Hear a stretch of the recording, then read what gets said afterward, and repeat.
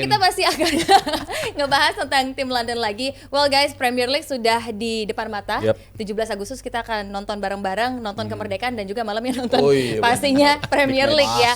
Dan yang paling dinanti-nantikan adalah yang menjadi sorotan adalah Manchester United versus Arsenal yang akan nantinya digelar di Old Trafford. Anyway, saya pengen ngebahas juga dulu dari Arsenal sendiri. Ada striker baru di sana, akhirnya menjadi puzzle yang melengkapi Arsenal ya. Gyökeres hadir di sana dan sudah kalau tidak salah tiga kali bermain bersama Arsenal di friendly match pre-season, menciptakan gol juga kemarin di Emirates Cup. Sepertinya udah punya waktu nih untuk akhirnya beradaptasi dulu, bisa dikatakan mungkin nyari kedekatan dulu dengan para pemain-pemain lainnya untuk akhirnya masuk di pekan perdana dari Premier League menghadapi Manchester United nantinya.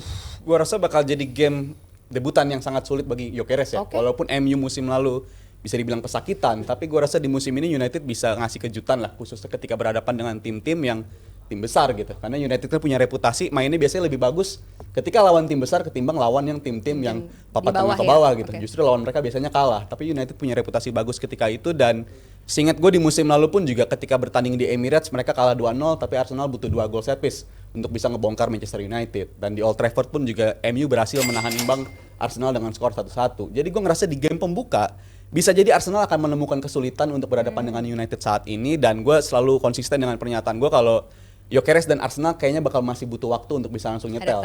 Masih butuh waktu banget karena ini nggak akan gampang, karena masalah Arsenal di musim lalu pun juga selain nggak ada goal getter di area kotak penalti, tapi penciptaan peluangnya juga menjadi masalah. Walaupun standarnya tetap tinggi, tapi untuk bersaing sebagai juara itu masih sangat sulit bagi Arsenal untuk bisa berkatakan standar seperti itu dibawa ke musim ini. Jadi untuk urusan lini depan gue rasa masih akan menemukan kesulitan, dan lini belakang sekuat-kuatnya Arsenal dari set piece, tapi mereka urutan 5 terbawah juga dalam urusan kebobolan dari set piece. Jadi itu sesuatu yang agak janggal.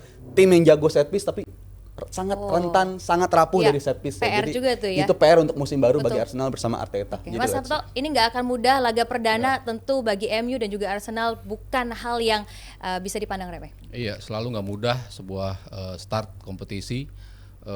Tapi buat MU ya sebagai tuan rumah, pastinya mereka ini laga pertama yang tentunya lebih beban buat MU sih. Ketika ketemu Arsenal. Arsenal selalu memulai musim dengan cukup baik. Kalau kita lihat track back ke belakang, start mereka selalu oke gitu. Kalau mengawali musim bahkan mereka selalu berada di papan-papan atas ya, sampai pertengahan musim bahkan ke belakangnya mereka kalau kita bicara ya selalu menjadi runner up dalam beberapa tahun ke belakang. Artinya mereka cukup konsisten dalam mengawali sebuah musim. Tadi Nat sempat mengatakan soal Gyökeres, dan gue pribadi ngelihat Gyökeres ini memang puzzle yang selama ini dicari oleh Arsenal. Gue selalu bicara di setiap kesempatan di sini gue selalu bilang what if terus kan. Kalau mereka punya striker tuh gimana sih? Kok selalu selama ini mereka tuh seperti nggak punya pemain di depan yang dikasih umpan bisa cetak gol gitu kan. Selalu umpannya cukup banyak tapi nggak ada yang bisa execute itu menjadi gol. Ya datangnya Gyökeres walaupun kemarin baru cetak 1 gol ya, tapi ini nunjukin bahwa apa yang selama ini missing dari sisi Arsenal, terutama seorang pemain yang berani untuk bisa menjemput bola di sekitar kerumunan orang lalu melakukan sebuah sundulan. Ada umpan dari sisi kanan dari Zubimendi yang mendadak juga datang dari situ, dia bisa memberikan umpan, tapi yang bisa mencium umpan tersebut dan bisa menghasilkan gol ya Gyökeres ada di situ. Kita nggak melihat pemain seperti ini di Arsenal dalam beberapa musim ke belakang. Jadi gue cukup optimis ketika Arsenal akan menjalani musim ini lebih baik dibandingkan musim lalu dalam artian mencetak golnya. Tapi melawan laga pertama selalu sulit, makanya gue kayaknya lebih ke imbang sih. Laga itu lebih berjalan imbang kalau menurut gue ya. Karena ya MU juga layak untuk bisa menunjukkan penampilan based on apa yang mereka dapatkan di pramusim. Dan ini sih Mas, tapi gue agak ragunya gini loh, karena kita berbicara soal Arteta nggak pernah punya striker gitu ya dalam beberapa tahun terakhir. Tapi kan momen-momen terbaik dia hampir juara kan juga tanpa striker di musim 2022. Bayangin nggak kalau dia ada striker? Nah, tapi jangan-jangan. Harusnya jangan jadi alasan lagi nih bagi Arteta dong. Bisa jadi begitu. Kalau gue sih mikirnya gitu, udah nggak ada lagi tempat bersembunyi bagi Arteta ibaratnya. Tapi bisa jadi juga emang cara mainnya Arteta sebenarnya nggak pakai striker. Bahkan di musim lalu kan dia bilang gue pengen tim gue tuh kolektif, gue mau semuanya bisa mencetak gol. Tapi emang musim lalu ada kondisi yang mana pemainnya bolak-balik cedera, kesulitan untuk mencetak gol. Tapi kan kita udah masuk musim 4 tahun 5 tahun terakhir Arsenal terkenal sama Arteta ya tanpa striker. Dan pemain terakhir yang bisa nyetak 15 gol lebih untuk Arsenal bersama Arteta adalah Aubameyang. Saka juga, tapi untuk segi conversion rate Aubameyang yang paling bagus dalam urusan striker gitu. Jadi mereka sebenarnya udah lama banget move on dari posisi striker. Mereka udah 4 tahun terakhir main tanpa striker murni, dan itu menurut gue untuk kembali lagi pakai sistem striker nggak akan mudah juga bagi Arteta. Cuman kan dia selalu bisa mengakali secara darurat ya posisi-posisi striker yang dia mau gitu. Dia bisa naruh kayak Havertz di situ. Lo lihat dia kemarin top scorer mereka walaupun cuma 9 gol. 9 gol top scorer di Premier League-nya gitu. Tapi ini kan striker dadakan. Tapi lu bayangin dadakan aja bisa cetak gol seperti itu. Lalu dia memunculkan Merino juga, sempat dijadikan sebagai striker, mencetak gol juga. Jadi sebetulnya skema untuk bisa mendapatkan gol bagi Arsenal di musim kebelakang, di mana dia berapa kali mencoba skema darurat ya untuk bisa menghasilkan gol dengan pemain-pemain yang bukan asli striker, tapi mereka bisa mencetak gol. Tapi kan kita bicara yang long term gitu. Merino mungkin 1, 2, 3 game bagus gitu, tapi kan untuk long term emang bukan posisi dia di situ gitu. Lalu Havertz udah bagus mengalami cedera. Gabriel Jesus ketika baru muncul di posisi 9 juga mencetak gol, 3 gol dalam 2 pertandingan. Tapi habis itu cedera lagi. Jadi yang gua pengen lihat dan gua pikir ini akan menjadi jawaban dari Arsenal adalah mereka sudah mendapatkan pemain tipe yang seperti itu. Dan Gyökeres juga bukan betul-betul tipe striker ngendon doang di depan gitu, tapi dia bisa kerja ya, bener-bener tipe yang bisa ngikutin skema gitu. Jadi ya gue cukup optimistis lah dengan Gyökeres. Kapan itu kata ngendon terakhir kita dengar? Kalau di Counter Strike tuh apa campers ya, nunggu. Nah kalau gue ngeliat gini, pertandingan nanti ini kan selalu menarik ya Arsenal dan MU. Walaupun MU musim lalu peringkat 15, Arsenal juga menurut gua nggak baik-baik juga, walaupun peringkat 2, tapi tekanan sangat besar. Dan gua juga sempat ngelihat point of view dari teman-teman, dari Mas Aryo, dari Rizal. Gua rasa kita sepakat, this can be Arteta less campaign kalau dia gagal, kemungkinan. Ya kan. Nah apalagi udah dikasih Gyökeres dan Zubimendi kan. Nah, untuk pertandingan nanti lawan MU kan titik bandulnya orang kan menuju ke Gyökeres sama ke Sesko kan. Sebenarnya PR-nya MU itu lebih banyak menurut gua. Karena mereka harus ngebenahin dari segala aspek. Kalau Arsenal, kita dari tadi coba kita dengar pembicara tadi, fokusnya kan hanya di Gyökeres kan. Di depan. Nah, berarti skemanya udah jalan. Betul, karena skemanya udah jalan, itu dia. Dan Gyökeres gabung lebih cepat, lebih lama. Lebih lama, jadi lebih banyak waktu untuk beradaptasi. Chemistry-nya ada ya. Betul, dan Sesko baru bergabung berapa hari kan? Iya. Dan kemudian belum fit 100% pula gitu. Belum fit 100% pula, dan kemudian kalau kita lihat dengan adanya Mbeumo akan ada gaya yang berbeda. Sebenarnya ini bagus menurut gua. Kenapa? Karena kelihatannya Ruben Amorim musim ini akan bermain lebih pragmatis. Ya Mbeumo udahlah pasti tugasnya apalagi kan, kalau bukan serangan balik, dia jadi deliverer atau kurir, kemudian dia akan kasih ke Sesko, whether ke JNE gitu maksudnya.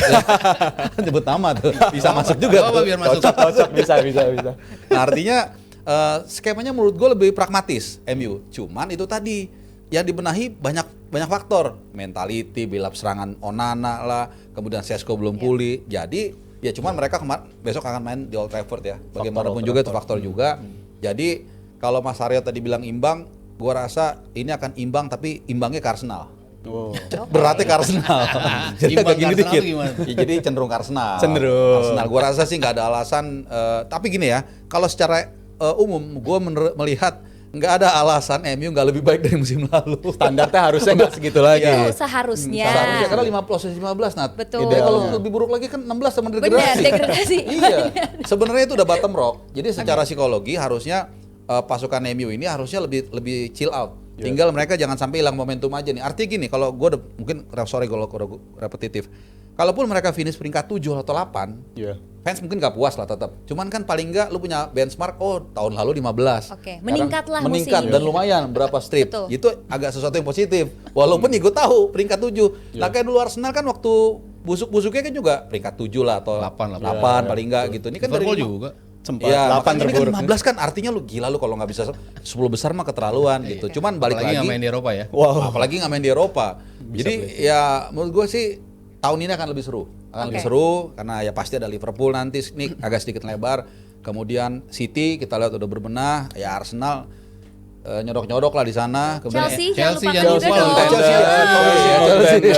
Juara dunia loh. Bukan gara-gara tapi emang Chelsea contender. terutama tengahnya ya. Ya, Tengahnya gelandang kuda semua. Ya Jal ya. Betul. Petarung semua tuh. Dan gua nambahin dari perspektif Bung Harpa ya soal MU tadi, dan kalau kita bandingin musim lalu, kalau seandainya hasil MU menghadapi 3 tim terbawah yang degradasi dihapus, itu mereka yang terdegradasi.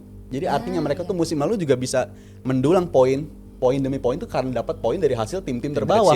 Bayangin ketika musim ini persaingan lebih ketat, kalau mereka nggak improve, keadaannya bisa lebih buruk lagi dibanding musim lalu. Tapi gue optimis, gue masih nggak yakin sama CSKA, tapi pemain macam Mbeumo dan Cunha ini 2 pemain yang bisa naikin level MU karena sangat-sangat MU banget lah pembelian kayak gini, khususnya MU era Fergie ini mengingatkan gue MU era Fergie, pembelian sesama tim Inggris kayak ini. Jadi semoga bisa dijavu era-era kayak begitu. Semoga tapi ya, karena kan walaupun mereka Liverpool musim ya. ini, Walaupun Liverpool. Semoga karena musim ini juga mereka hanya akan fokusnya di Premier League gitu ya. Harusnya dari kondisi para pemain ya juga bisa dijaga untuk satu musim yang panjang ini untuk fokus di Premier League. Nah, dengan CSKA sendiri saya belum dengar tadi dari Mas Sabto, mungkin ada yang ingin ditambahkan. Tapi sayangnya memang tadi Bung Harpa udah sempat mention tuh, kalau CSKA ini sebetulnya belum ada kesempatan untuk bermain bersama dengan MU. Gimana kira-kira pendekatan secara chemistry, adaptasinya nanti untuk memasuki pekan pertama yang cukup berat lah. Walaupun baca di beberapa media dan juga di presscon menyatakan bahwa dia match fitnessnya udah cukup untuk bisa tampil gitu. Yang pasti udah pasti Cunha sama Mbeumo gitu. Tapi untuk CSKA kan tadinya masih belum 100% apakah bisa bermain gitu. Tapi kayaknya akan dimainkan karena Zirkzee sendiri kan juga masih menghadapi cedera juga, dan Højlund nggak masuk projection untuk musim ini dari Amorim, sehingga yang terdepan ya jelas Šeško yang akan dicoba di posisi itu gitu.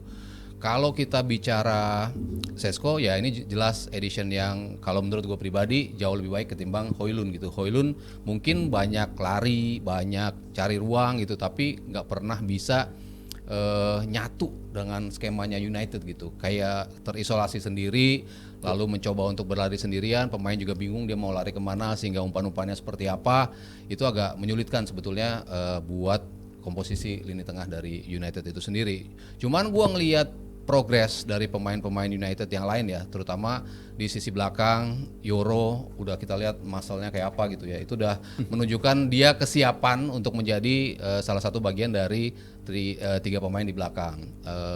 De Ligt kayaknya juga salah satu yang diproyeksikan di situ. Kalau si Lisandro Martinez kayaknya belum fit untuk bisa tampil. Lalu Maguire juga tampaknya mengalami cedera, sehingga kayaknya dimainin bakal si Luke Shaw di posisi CB kiri gitu. Tapi gue ngeliat juga Dorgu, ini pemain yang gue berseberangan dengan Panji ya di musim lalu. Panji bilang ngapain sih beli Dorgu, tapi gue bilang Dorgu ini bakal evolve menjadi pemain yang penting buat Amorim di musim depan. Lo lihat berapa kali di pramusim Dorgu menjadi pemain yang berapa kali memberikan threat ya ke lini pertahanan dari lawan. Pergerakan dia luar biasa, decision makingnya memang di musim lalu masih agak sedikit sulit gitu ya. Tapi di sini menunjukkan bahwa dia udah semakin dewasa dalam melakukan distribusi bola ke depan. Lalu fisiknya begitu besar, diajak duel dengan pemain lain bisa selalu menang. Yang di sisi kanannya mungkin Dalot yang akan tampil di posisi itu ya, dan di tengah ya udah pasti Bruno Fernandes. Tapi siapa pasangannya di situ masih ribut antara apakah Casemiro, apakah Ugarte. Kalau gue pribadi mungkin milih Ugarte ya sebagai tandem dari Bruno. Dan Bruno sepanjang pramusim the best playernya United. Musim lalu sejelek-jeleknya dia tetap the best playernya United, sehingga musim ini siapa tahu itu bisa dibawa juga ya sama Bruno, dan posisi Eropa kayaknya harusnya ya bisa mereka bidik dan mereka dapat. Kalau tadi soal nyinggung Šeško, kalau emang lebih bagus standarnya dari Højlund, gue setuju. Tapi apakah Šeško ini bisa naikin level MU? Itu yang gue masih khawatir sebenarnya. Karena kita perbandingan sama contoh pemain-pemain reputasi yang dari Leipzig. Lo yakinnya sama Ekitike doang ya? Curang lo. Bukan gitu mas. Gini mas, lo nggak yakin. Emang gini, kalau kita kalau Højlund sih standarnya setuju mas kalau itu. Ini kan pemainnya bagus, cuman yang bukan yang kayak Ronaldo gitu. Bukan. Jadi kalau ditanya untuk apakah dia bakal sukses, kan selalu pertanyaan itu kan, semua gak ada yang tahu sebenarnya. Iya betul. Cuman hanya kita tadi meraba-raba, oh kalau yang ini memang skemanya udah selesai.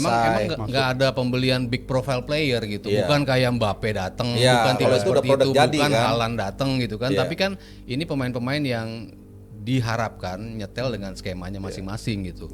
Ya gue bilang tadi Gyökeres nyetel nih dengan skemanya Arteta, pun dengan Šeško yang gue rasa bakal nyetel dengan skemanya. Kalau dari gue concern dari yang gue punya soal Šeško ini kan dia didatangkan sama Leipzig sebagai penggantinya Nkunku ya. Nkunku musim terakhirnya bersama Leipzig itu top scorer mereka dengan mencetak 16 gol.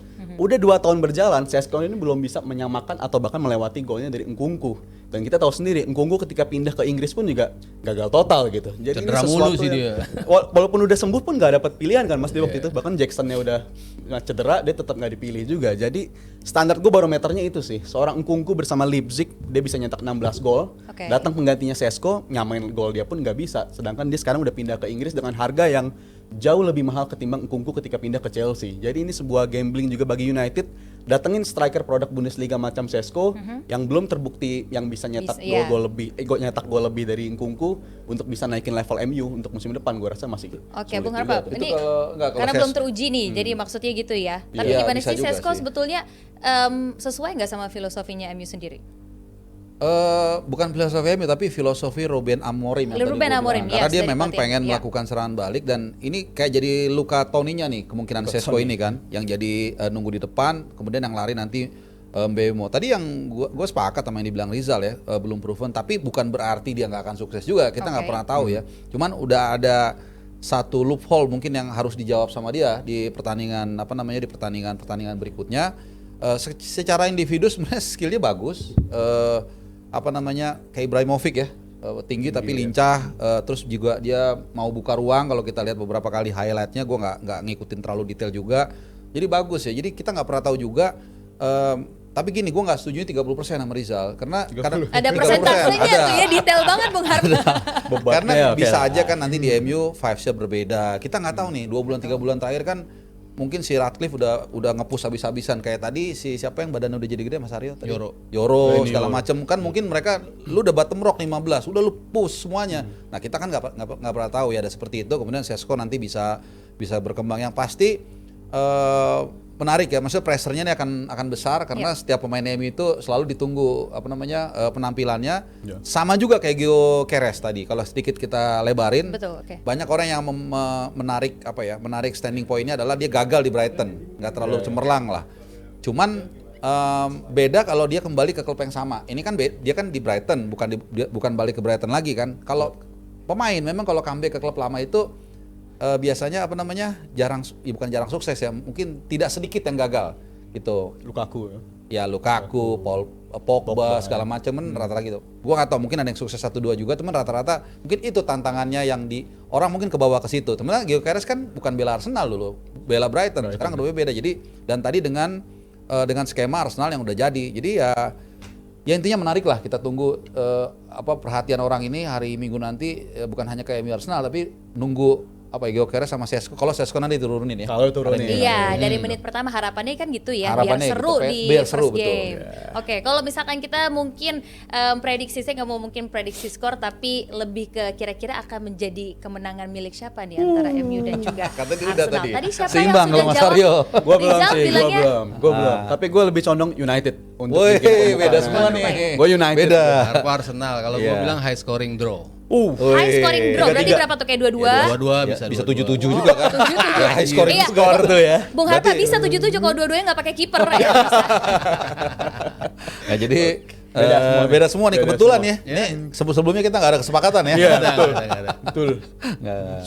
Jadi Mas Aryo MU, Mas Aryo imbang. Hijau, MU gua cenderung ke Arsenal. Cenderung ke Arsenal. Tipis, berarti Oke, tipis menarik. tuh menangnya. Oke, bisa 2-1 gitu, 1-0. Ya. Oke. Dan kita juga mau ngebahas tadi ada feeding. Ada masukan untuk para pundit hari ini harus menebak 4 besar Premier League untuk ini sih kayaknya karena 2-3 tim kayak sama deh ini. Ini penting karena nanti ini di akhir musim akan ditayangkan. Wow. Oke? Wow. Ini penting. Ada jadi hadiah, silakan ada hadiahnya kita dong. kasih waktu untuk mikir 60 menit lah dari Gak sekarang. usah, Tanpa mikir udah ada nih. Udah ada di semua nih di kepalanya. Ini tim kita mau supaya pundit harus mempersiapkan top 4. Kita mulai yang paling tua Rizal dulu Kita ya. mulai Dari sini. Rizal dulu deh. Oke. Benar, Rizal dulu. Kalau 4 dulu ya, 4 dulu. urutannya. Oh, gue kira 4 besar diisi 4 tim ini. Enggak ya? 1 sampai 4 ya? Pokoknya 4 siapa aja di 4 besar itu Oke. gampang. Enggak diurutin sekalian apa enggak nih? Langsung Kenapa? ya. Diurutin lah. Urutan dong, Biasanya urutan. kalau empat besar gampang lah. Keempat dulu ya, Nah, keempat urutin. dulu. Keempat, gue bakal naro Manchester City. Alright, Manchester City. Di 4. Ayo keluar semua Man City. Serbu hujat dia. Teritori Hujat baru, dia. teritori baru untuk Guardiola, belum pernah dia selama ini ngelatih. Ketiga ada Arsenal. Gue naruh Arsenal di 3, 2 gue naruh Chelsea. Dia musim lalu. Oh, enggak 1 ya? Enggak, belum. Not this time. Satunya ya Liverpool. Liverpool. Lagi. Chelsea, Arsenal, City in that order. Menurut gua 4 Asik. besar ya. Wow, Empat oke. besar. Oke. Kalau Sekarang Bung- selanjutnya Bung Harpa. Bung Harpa yang sikat. pertama. Oke. Tadi nomor 4 lu siapa aja? Manchester City. Ih, berani Manchester bener City. ya. Gak ada MU ya Zal tadi ya Zal? Belum. MU belum. Gue kayak Chelsea deh nomor 4 ya. Sorry ya Nat ya. Oke, ini langsung bikin gue penasaran. Top 3-nya jadi siapa? Nah, oke. Ini semua sih kalau timnya Mirip sama tuh, sih. timnya sama tuh. Cuman mungkin urutannya Berbeda ya. 4 Chelsea, 3 City, 3 City. 2 Arsenal, 1 Liverpool. Liverpool lagi. Dua-duanya Liverpool Liverpool. again. Nah, nggak mungkin Mas Hat-trick Arya ya, juga 1 hat-trick Liverpool lah. Hat-trick sih Nggak harusnya. mungkin. Gue nggak mau ngejinx nih. Let's Dia go, kalau Mas. ngomong gitu suka kejadian ya. Iya. Jadi nomor 4 dulu Liverpool, Dasar ya. terus oh enggak. Kebalik gitu. Nomor 4 Chelsea lagi. Iya, sama gue tahu. Nomor Oke. 4 Chelsea. Nomor 3 Arsenal. Wow. Oke, 3 Turun Arsenal. Iya sih, bisa juga sih. Dengan Gyökeres Yap, aman. 3 aja. 3 Arsenal. Waduh, 2 City dong. Cie, 2 ini siapa nih? Ayo. kayaknya 2 Liverpool, 1 City. Waduh bahaya nih gua gini nih. Musimnya City nih, Mas. City lah. Kenapa City bisa berbeda dekat dari dua juga dua sih. pudit lainnya? Karena jarang gue ngelihat Guardiola itu gagal dalam 2 musim turut-turut. Kemarin udah gagal, ini dia balik Tapi lagi. ada ungkapan, history made to be broken. Nah, Jadi bisa aja nih yang saatnya. pertama kali. Saatnya. Bisa. Dan Liverpool akan Atau Liverpool 2 2-1. City juga bisa. 2-1 juga bisa kan? Antara gitulah. Pokoknya 1-2-nya antara Liverpool sama City. Jadi ini akan mungkin menjadi musim comebacknya Pep Guardiola. Yap.